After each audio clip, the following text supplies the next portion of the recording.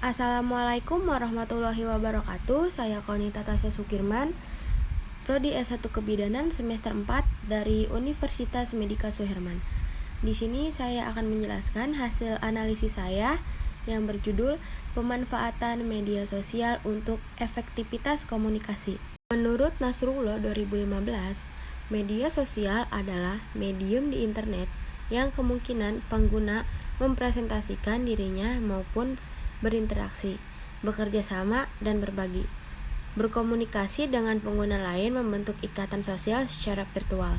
Dalam media sosial, 3 bentuk yang merujuk pada makna bersosial adalah pengenalan, komunikasi, dan kerjasama. Mendik dalam Nasrullah 2015 menyatakan bahwa media sosial adalah platform media yang memfokuskan pada eksistensi pengguna yang memfasilitasi mereka dalam beraktivitas maupun berkolaborasi.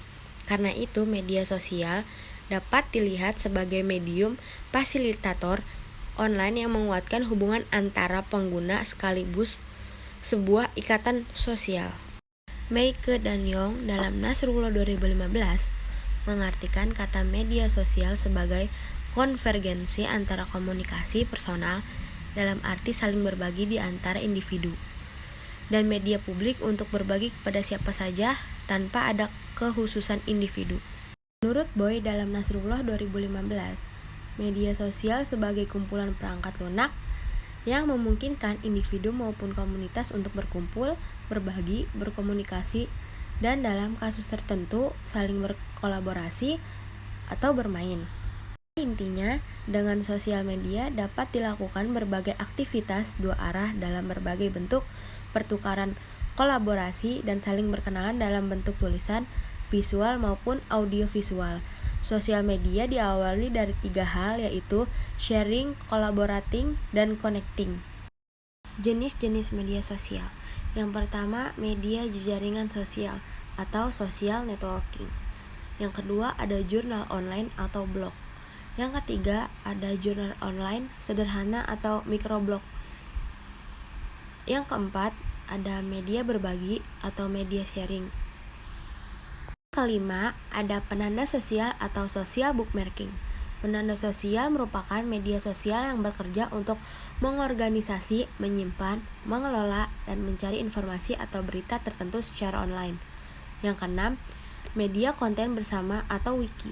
Media sosial ini merupakan situs yang kontennya hasil kolaborasi dari para penggunanya, mirip dengan kamus atau ensiklopedia. Wiki menghadirkan kepada pengguna pengertiannya, sejarah, hingga rujukan buku atau tautan tentang satu kata. Manfaat sosial media dalam efektivitas komunikasi pemasaran terpadu.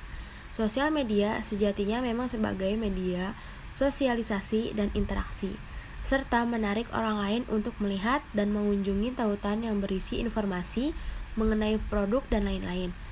Jadi wajar jika keberadaannya dijadikan sebagai media pemasaran yang paling mudah dan murah oleh perusahaan.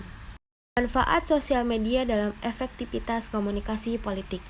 Komunikasi politik adalah aplikasi prinsip-prinsip komunikasi dalam kampanye politik yang beraneka ragam individu, organisasi, prosedur-prosedur dalam melibatkan analisis, pengembangan, eksekusi, dan strategi manajemen kampanye oleh kandidat, partai, politik, pemerintah, pelobi, kelompok-kelompok tertarik tertentu yang bisa digunakan untuk mengarahkan opini publik, pengembangan dari ideologi mereka sendiri. Manfaat sosial media dalam efektivitas komunikasi pembelajaran.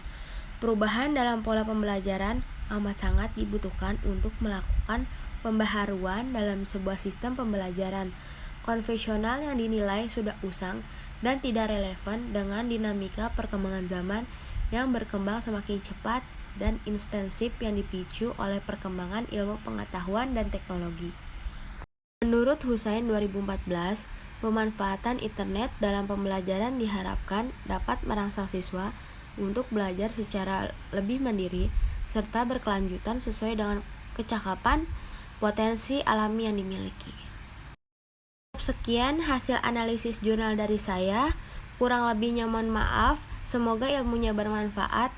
Wassalamualaikum warahmatullahi wabarakatuh.